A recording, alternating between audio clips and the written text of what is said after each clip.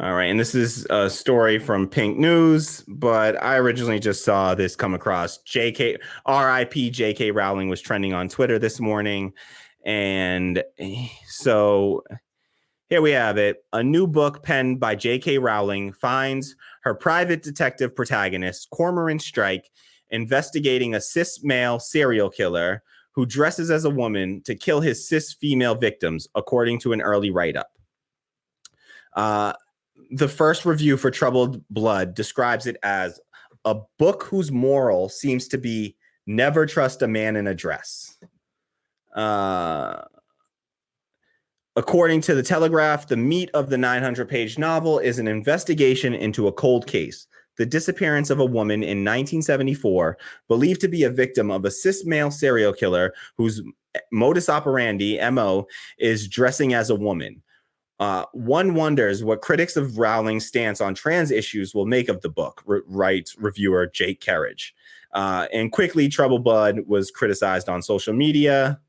We could see somebody responding and saying, right or wrong, says it's impressive how fixed an idea transvestite serial killer is as a trope, given how it's never happened, like to the point where Russian police famously failed to catch a female serial killer because they convinced themselves they were looking for a transvestite. I love Harry Potter as much as the next person. I literally, Tammy and I were on like the Wizarding World website last night before this news broke. We were out there, doing these, finding out doing the sorting hat and getting sorted and, getting our Patronus and our wand, and I'm Gryffindor with a Hazelwood wand with a Phoenix core, Phoenix feather core, and a Robin for a Patronus. If you don't believe me, damn it. And so I love Harry Potter. I really do. I love those books. I grew up, reading those books and waiting and anticipating for the next one to come out. But boy, oh boy, you cannot separate her from her work, and she is just J.K. Rowling. For those who don't know, I mean, she's a what they refer to as a TERF, a trans exclusionary radical feminist. So these are women who consider, or people that consider themselves feminists, who exclude trans people from, trans women from that, from their feminism and from their struggle for liberation. So these are folks that simply do not recognize the humanity in some of our fellow human beings, and I just don't got a lot of space and capacity for these kinds of people. So J.K. Rowling, this is trash. This is just her trash opinion, and she's now out here doing transphobic propaganda. Like, what the hell is this? Like, this book about, they said the whole book is about some detective who is, and this isn't the first transphobic book that this isn't the first transphobic book that she's done. She had another book in the series called Silkworm.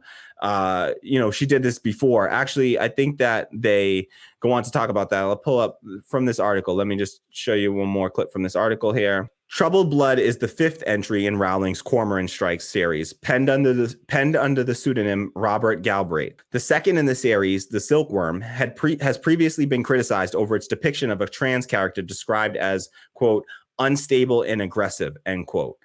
In the book, the woman, Pippa, stalks Strike before attempting to stab him.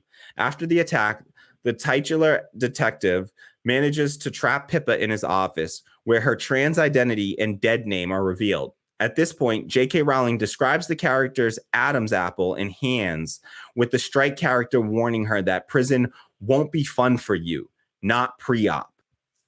Trans journalist Caitlin Burns reviewed the passage for Them in 2018, writing, "It's an entirely common, though insulting trope about trans women, that they are aggressive and unable to overcome their masculine nature, not to mention villainous, that has become all too common from cisgender authors with only a passing knowledge of trans people." I mean, this isn't the first time that J.K. Rowling did this trash, and she believes this stuff to her core, and now she's out here trying to write propaganda in favor of it to try to convince people otherwise. She's out here using her wealth and her platform for the worst causes, and just like this is destructive shit. This is really destructive.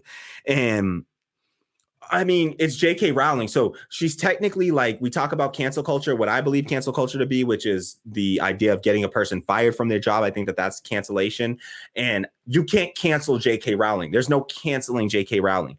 You can be critical of her. We can boycott her, which we should. This book should get zero support from anybody with a conscience. Like, you shouldn't be supporting this work right here. This is propaganda. It's transphobic propaganda. Call it what it is. It's nothing more, nothing less. And she's out here using her platform for this. So do not support this kind of gross work. I try not to support her in any way and try to give her any kind of, give her too much, let her occupy too much space or take up too much of the oxygen from the conversation. And so, but I do admittedly have a weak spot for Harry Potter. I love those books, even though some people will say they're very pedestrian and just like derivative. And I accept, and I'm sure there's lots of better work out there. And if you have some people that you would like, some, books you would recommend, I am always looking. I need a new piece of fiction to read. If you have any books by any, Black authors or trans authors, that would be great as well.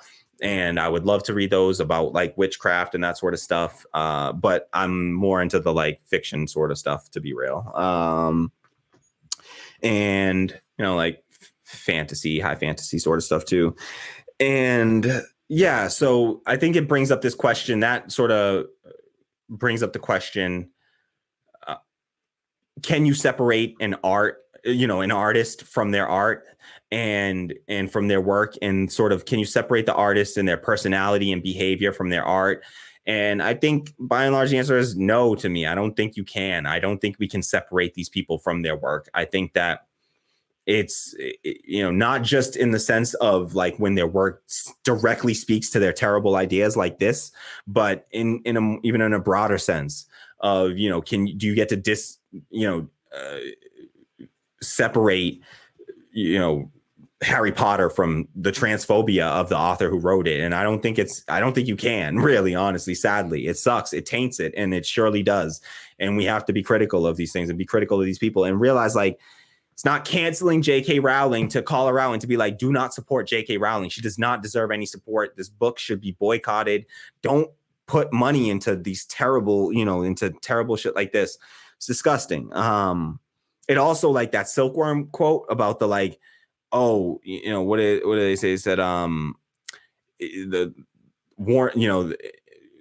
strike character warning her that prison won't be fun for you, not pre-op.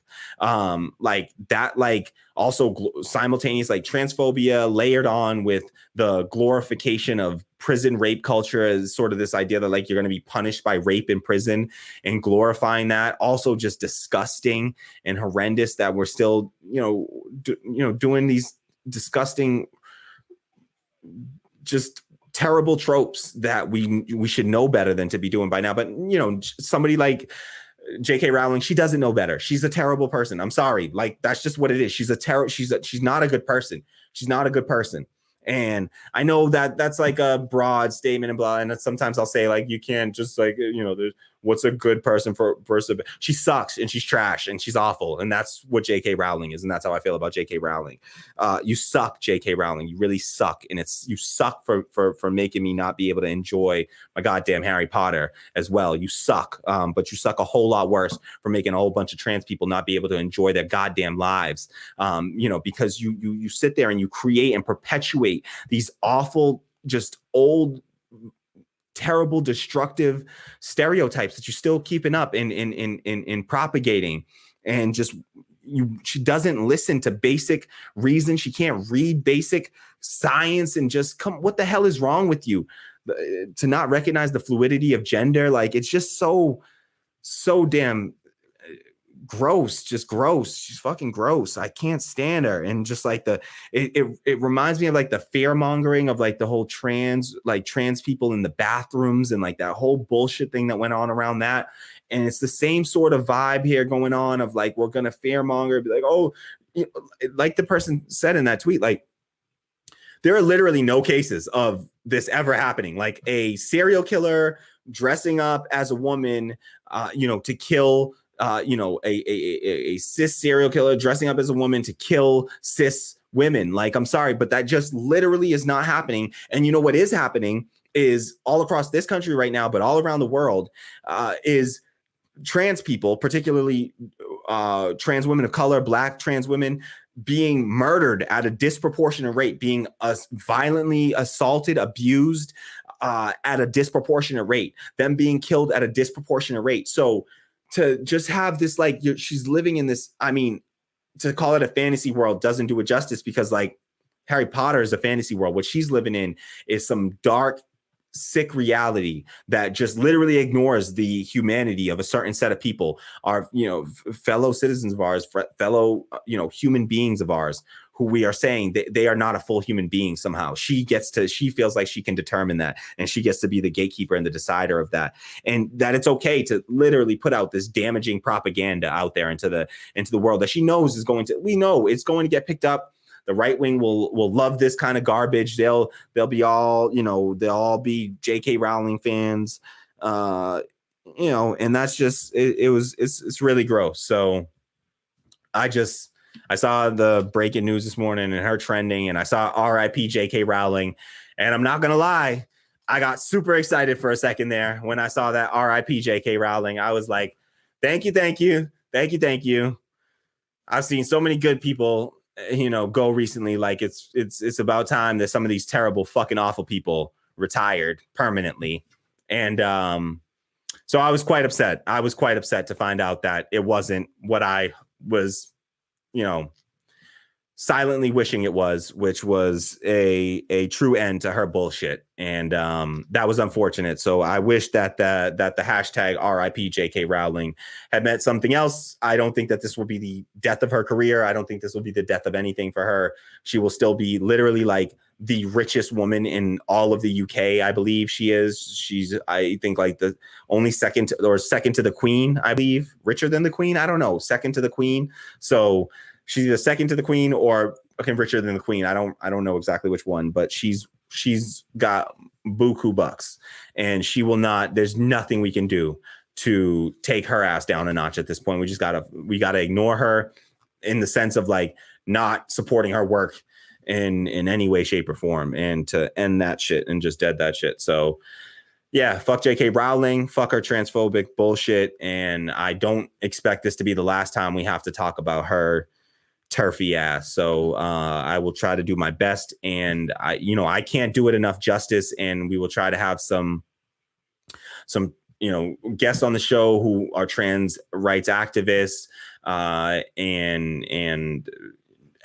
have them speak on issues like this, not wasting their time with garbage like this, hopefully, but on these sorts of issues and why they can be so damaging to the trans community. So but we will definitely looking to make that happen. So we will do everything, make every effort to make that happen. And yeah, just I got nothing but love and solidarity with trans, gay, queer community. And I come from a very homophobic, transphobic society, family upbringing.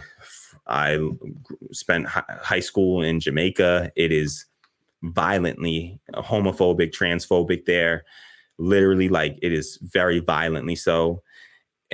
Family members killing family members that they find out are gay or trans. So people are, these are ongoing issues that I literally, like, I can't, my family, if my dad sees this, like we won't speak anymore. I don't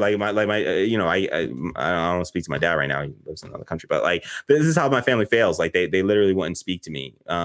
If we ever have these conversations out, like they will disown me for literally just being on the same side as in supporting and being in solidarity with gay and trans people. They are that homophobic and transphobic, and still in Jamaica. It's in the music, it's in the culture, and it's even worse than here in the US. And so I've seen it both here and abroad, and it's really dangerous stuff. And so I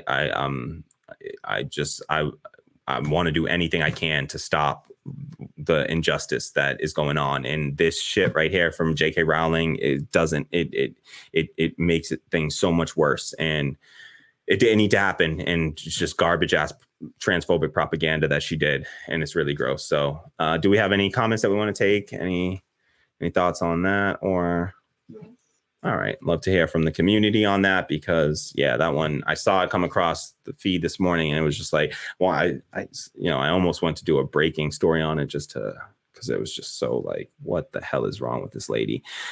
What Up America says, as a trans person, it's so scary to hear words like this between her and Deborah. So I feel like this promotes murder of trans, even if they don't say it outright. Like, really, like, seriously, you're talking about like, you're demonizing them as some like villains and making them out to be like some sort of, dangerous, like, murderous, villainous, caricature. And it's all just a bullshit trope that just does not square with reality. That's not the reality. The people that are the victims of the violent crime are trans people in these societies and in modern day. Like, that's what's going on. It's been throughout history. Like, so it's ahistoric. It's completely detached from reality to be putting out BS propaganda like this. It's disgusting, and it's so awful that somebody with so much power can do this stuff. And so, yeah, it's scary to hear this stuff. And I always try, like, it's so hard to like, what do you do about it? What do you do about it when somebody like J.K. Rowling, what are our outlets to stop her? And boycott is definitely one of them. Do not support her work.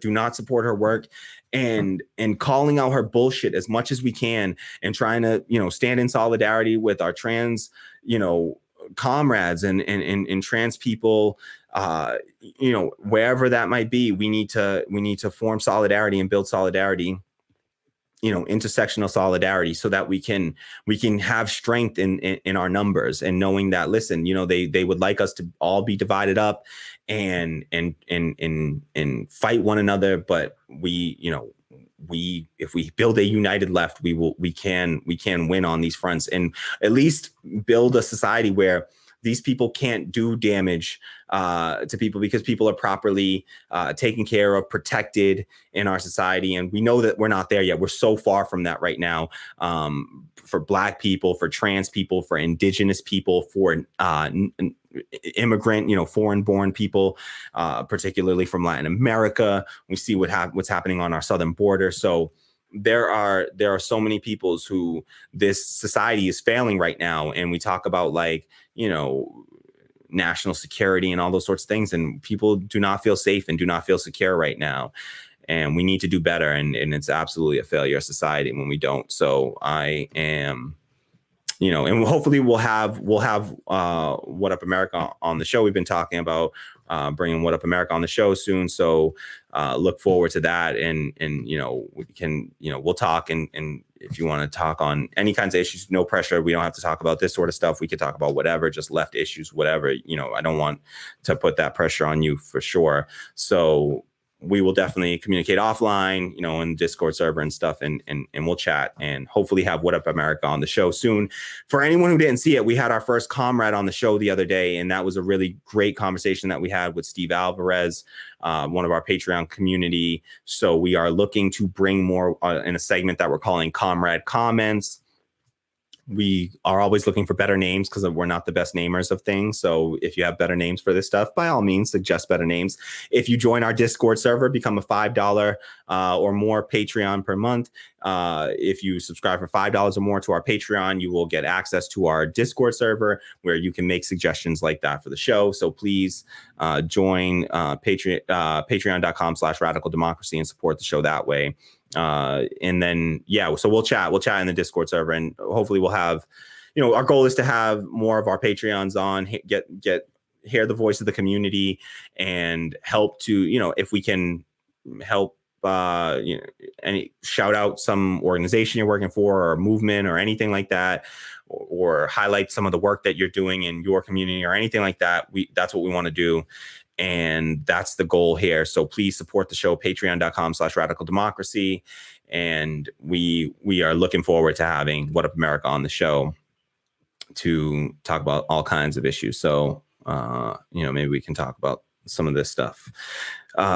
Tammy says, exactly, what up, America? JK is adding / fueling the transphobic tropes portraying trans people, especially trans women, as predators and violent when it is the complete opposite. Yes, and it just can't go unsaid that it's like this is completely detached from reality. It's just utterly detached from reality.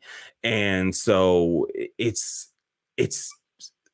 especially like malicious to me when she does it like that, when she's doing this. It's just, she really has to, I mean, it's as fantastical as, Harry Potter and all of that. Like, that's the same. She's living in that. She's trying to create that same fantasy world because it is totally detached from the reality that we're living with in this country today. And she clearly just doesn't care about the damage she's doing. Grayson Horner says, like, JK obviously knows nothing about trans people. She needs to go back to wands and Harry Potter, right? Like, seriously, like, just stick to that shit and shut the fuck up when it comes to anything else. I don't want to hear her opinion on anything else. I think, who even knows? I don't want to hear her opinion on race, on any social issues. I don't want to hear it. She's lost all credibility in my book. Just stick to Harry Potter and don't go a step further. You don't belong a step further.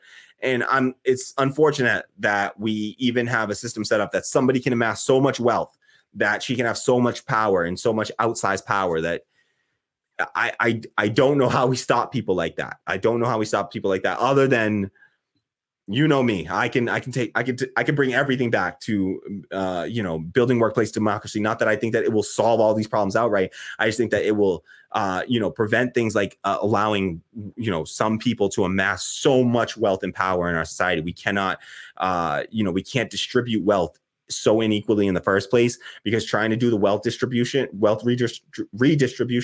it creates all this tension in our society. And so we got to just distribute the wealth evenly in the first place, so that we don't have these people like a J.K. Rowling getting these outsized power and platform to spread hate, because that's what she's doing at this point. Is just using our platform to spread hate, and it's vile. And I wish there was something more that we could do about it.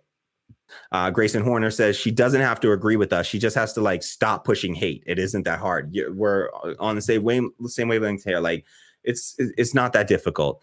Tammy says sometimes you can separate an artist from their art if it's just them being rude or something. But when it's prejudice / harmful to people, then hell yeah, I can't separate the art from the artist. Yeah, that's my position. Is like, it's impossible to do, and trying to do so is like, it requires cognitive dissonance that I don't want to participate in. And so I won't. I'm not going to sit around and pretend like, oh, I can just read Harry Potter and pretend like nothing's wrong. No. If I read Harry Potter for 5 minutes, I need to spend 10 minutes that day calling out J.K. Rowling and her garbage and her transphobic nonsense, and at least doing my part to push that forward and to stand in solidarity and to try to be on the right side of history on issues like this, because I know for sure what the right side of history is on this issue, and that's recognizing the humanity of every single human being, including and especially our trans comrades out there. So absolutely need to recognize that trans, non-binary, queer folk, they are every bit as human as anyone else, and they deserve to have that humanity recognized and protected.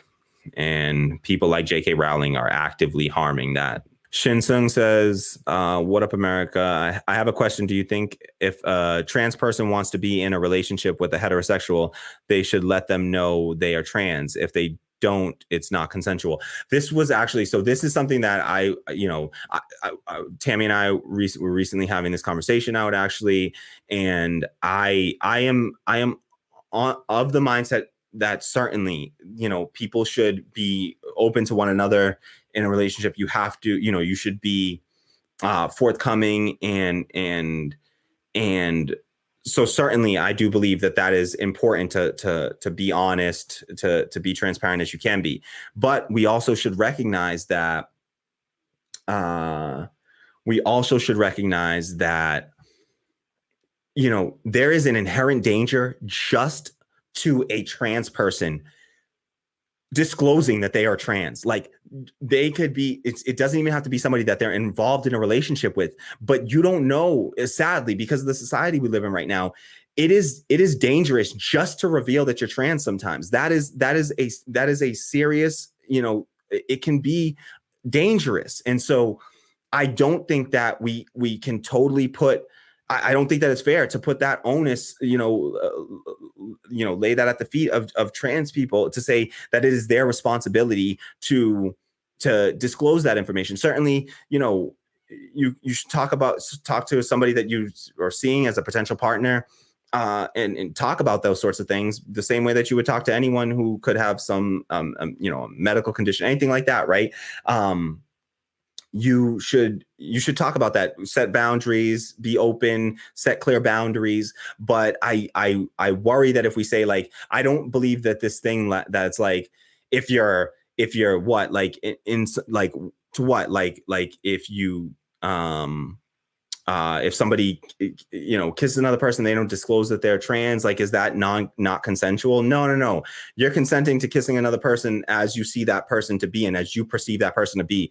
I don't believe that that's a somehow, like, to say that that's not consensual would be essentially saying that the trans person is essentially raping the cis person. And I think you mixed up your terminology there. You said heterosexual. I think you mean cis, or I don't know. It could be heterosexual. It could be a gay trans person. So, that's fine. I just think that I don't think using the language of consent necessarily is the right language. And I'm not an expert on this. This is just my instinct on this. I don't want to endanger trans people by saying that it's their responsibility to go out there disclosing that sort of information to people, when literally just disclosing the information in and of itself can sometimes get you hurt or killed even. So no, I don't think that can be the expectation, and we can't have that expectation. If somebody feels comfortable talking about it, certainly they should, and should bring that up with their partner before they're intimate. But I don't think that it's totally the responsibility of a trans person to disclose that, unless if they're asked about it directly and they're asked about it, and the person, then I don't know. That's a messy situation, and I honestly don't know. I would love to have somebody with more expertise on this, a trans activist, a trans person, to talk about it themselves and give their position on this, because I would defer to somebody that is actually of this identity to educate me on this, or to at least set the boundaries of this. And I'm certainly not the one that can do that, and I fear that putting the responsibility entirely on the trans person is dangerous to that person. So that's my general thought. I certainly could be moved on this. Okay, so Tammy says the power dynamics are different there, because the cis person has social power over trans people, and unfortunately violence against trans people is far too common for trans people to disclose that info with no guaranteed safety. Yeah, see, that was like like Tammy and I were talking about this recently, and we share the same take in that that can be a very dangerous situation. What Up America says, I don't really know. I'm not an arbiter on trans issues. Just know that's the way I am. I don't know what laws should be applied exclusively to trans people. Yeah, like same. I feel the same about, like, just because I'm Black doesn't mean like I know every, like, how reparations should work in this country. And like I am no arbiter of of Black issues per se or anything like that. I can speak to my own experience and that sort of thing. And so I would certainly defer to the trans community on this, in what's the correct way to approach these sorts of situations. What's the safe way for everyone involved to approach these sorts of situations? And Shin says, I support the trans community, by the way, as do I, and got nothing but love for, all trans folk out there. And Tammy says, genitalia preference is valid and real, but you don't know for sure what genital someone has just from knowing their gender identity, or even knowing the sex on the birth certificate because of intersex people. Yeah, exactly. So that's just like, there's nothing that says that I have to disclose to you if I had some accident and I literally lost the use of like, whatever. I don't have to disclose that at the outset. I have the right to my own privacy of health information. That's part of my health information. We have to get used to, I feel like the because of the social power in the situation that Tammy was pointing to, I feel like we have to move to a place where the onus is on, any partner going in, that, you accept that, start to have a better one. It's going to require us to have a better understanding of gender and gender identity, and recognizing that, and recognizing things, issues on masculinity versus femininity and what those things mean, and people getting more comfortable with their own sexuality and exploring that, being able to freely explore those things so that they can do so in a safe way. And I think that once we get there, we need to get to a point where it's the expectation is just that you see people for however your perception of somebody is essentially, and how somebody identifies themselves and how they ask to be perceived is essentially how we have to accept people, initially, and any sort of personal private information like that, and what genitals somebody has, like that's a layer of privacy that can only be revealed in a trusting relationship with a trusting bond there. And I don't think that we can just say across the board, like it's somebody, one person's responsibility, particularly the person with less power in the situation, that the responsibility is on them. Tammy says, also, if you're that concerned about someone's trans/cisness and you won't be violent, then ask your partner if they're trans or cis or what genitals they have. It's safer to cis people to just ask instead. Yeah, that's what I think. And like, making sure that you are using the right language and respecting people, and taking the time to understand these issues, not putting the responsibility on trans people to educate you on these things, and you taking your own time as a cis person to better understand these issues, because that's what I ask. I ask white people to do that as a Black person. I'm constantly telling, asking white people to please educate their family, educate themselves, and don't burden, already struggling Black people with that burden. I can't ask that and not do the same for the trans community, and try to become better versed in this, become more knowledgeable, educate myself, so that we use the correct language and we can have these conversations in a safe way that is with people that we trust, and just starting to put the burden on all of us as a society and within our relationships, to say it's part of the process of being in a relationship. Grayson Horner says, the way I see it, learning a partner is trans is just like learning a partner has super small genitalia. Yeah, like it's just like, it's not something that yes, it might change the relationship, but they have no obligation to tell me, and I should still like them regardless. Yeah, same. That's how I feel. I agree. I agree 100%. Grayson Horner says, it is just another unseen physical trait. Exactly. And we got to start to recognize it that way. And like, literally, the responsibility lies with the rest of us, not on the trans community, to get this right in their minds. They have it right in their minds. They've got it right. They're the ones that were ahead of us on these sorts of issues. They've transcended this, and there was literally no pun intended, but I just realized what I said. But yeah, so they're ahead, they have a better understanding of this, and it's up to the rest of us to catch up, the rest of society to catch up with what they already recognize and know. And so I agree. It's like, I shouldn't have to, it's just, that's a private piece of information that once somebody trusts someone, yeah, sure, they can disclose that. But there was a recent case, I think, that we discussed. I think I discussed the case, right? Yeah, I'm pretty sure we covered that, where there was a soldier who murdered in the Philippines. There was a U.S. Marine who murdered a trans woman in the Philippines, and the courts just let that guy out after 6 years, and Rodrigo Duterte just pardoned him in this like political move.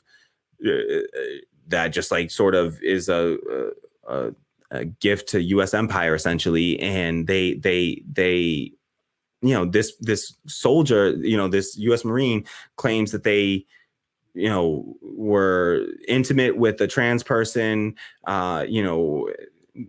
had oral sex performed on them, and then they found out after that the person was trans, and then they murdered them. And like, no, I'm not, like, this is the thing. It's like that is not, I'm not that, by the language, if we are to accept the language that, Shin, I know that it's not what you were saying your language is for this, but the language that you referred to of like, that being non-consensual and that being on the behalf of the trans person, then that's as if to excuse that behavior and say, no, that person deserves to be hurt, deserves to have violence done against them because they were the one that committed some non-consensual act. And so I can't I don't buy that. And I think that we need to start to get right as a society and get a better understanding of these issues so that our fellow, there are fellow comrades, there are just people out there that are human beings,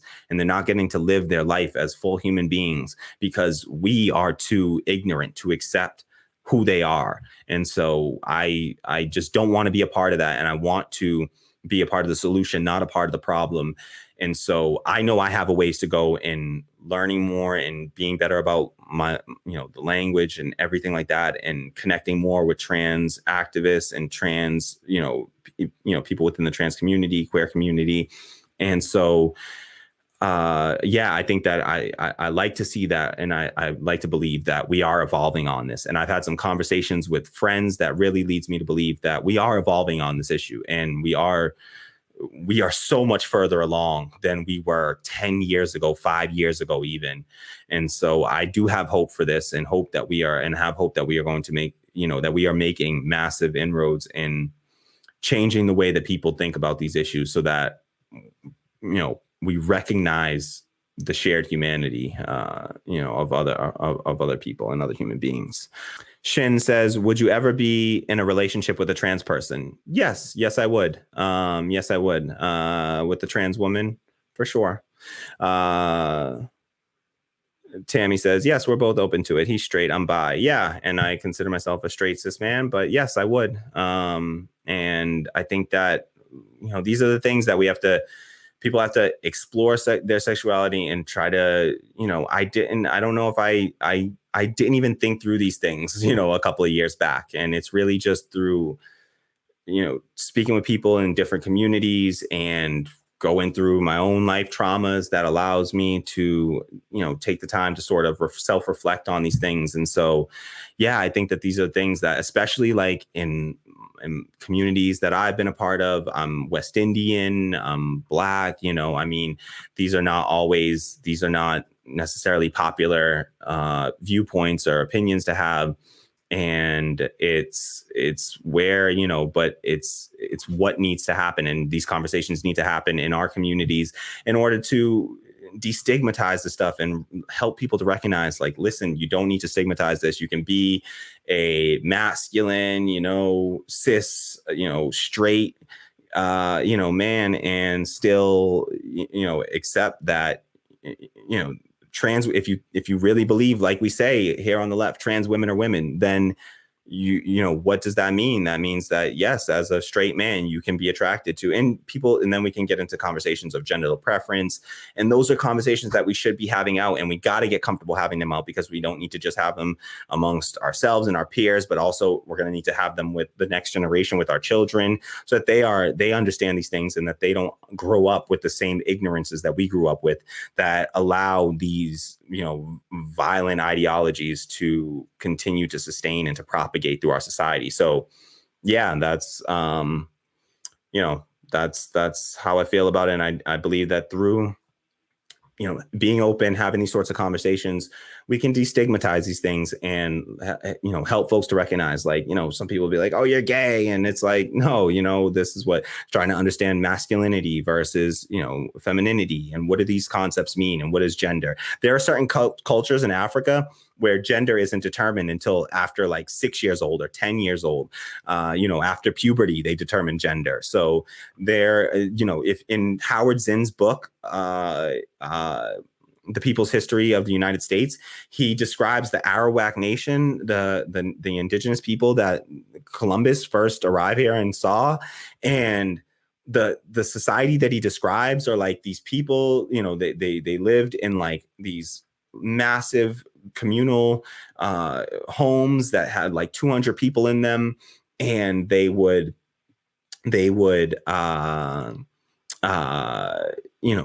the way that they had their relationships, that people, there wasn't this idea of like marriage per se. People, women could just get, if they got fed up with their partner, they would just put their stuff outside of their like hut, whatever it was, teepee, and they would put the hut, the partner stuff outside, and they would come home, they just pick up their things and go. So even the idea of like marriage and those sorts of things, those concepts were different. And also gender, they said that the gender roles were not rigid, in that people, there's always been the concept of two-spirit people, that were like trans people, even dating back to, in ancient cultures. So this has existed as long as humanity has existed, but it's our own ignorance that has also existed alongside of it. And a lot of it is just hate filled and hate fueled and based on demagoguery. And oftentimes, let's be real, it's tied to things like Abrahamic religions, the church, organized religion, those sorts of, but primarily Abrahamic religions, though, homophobia, transphobia, these sorts of themes in like the Bible and so this is a story as old as human beings. And I'd like to believe that we are finally getting to a point that we are moving past that stuff, where folks, like me exist, and we are, I consider myself, I'm still learning and identifying, but I consider myself to be queer, and because I'm not what, is typical, sort of sexuality, and these are things that we got to explore. And this is part of, why I want people to be able to be their full selves and explore their full selves without persecution or, having to be in any sort of danger or fear of being able to fully express themselves. And but that's sadly the world that we live in. We still got J.K. Rowling's floating around this world saying stupid shit like she says, and releasing whole ass books with just straight up nothing but transphobic tropes. And so it's really unfortunate that that's where we are, and that we have, we're not past that, at least. And sadly, we're not past that. But I do believe that we are sort of reaching critical mass on this issue, and people are waking up to this and realizing what we should have realized a long time ago. And that makes me hopeful. So thank you for the questions, everyone. Thank you for the conversation too. Do we have any other comments we want to get to? Tammy says, I forget the details, but a military cishet man had a trans girlfriend / fiance. And when he was out with his military buddies and they found out his fiance is trans, they beat him to death. Yeah, I've heard that story. That's horrendous. There's also a video I saw where a guy was getting harassed and he ended up getting killed because he admitted to having a trans girlfriend, and it was a black person. And these were just like, okay, he committed suicide. That's right. He committed suicide because he was getting like harassed and bullied because he admitted that he was dating a trans woman. Sorry. And so these sorts of violent acts are still prominent, and they happen disproportionately in the against trans people, and we got to recognize that. And that's the issue that people need to talk about, to be talking about, not about serial killer, transvestite serial killers. Like that's just it's a layer of fantasy that I just can't even rock with. It's so detached from reality. So thanks for watching Radical Democracy Podcast. I'm your host, Kamali Rose. Please like and share this video, subscribe to the channel, and if it doesn't bother you, hit that bell below to receive notifications whenever we go live or launch a new video. Please leave your thoughts in the comments below, and if you can afford it, do me a huge favor and head over to my Patreon at patreon.com/radicaldemocracy. and throw me a few bucks. Whatever you can afford, it goes a long way, and I will greatly appreciate it. It helps the channel to continue to exist and to grow, and I really appreciate the support. Thank you so much, and I hope to see you soon. All right. Peace. All right, that was a good one. That one's it.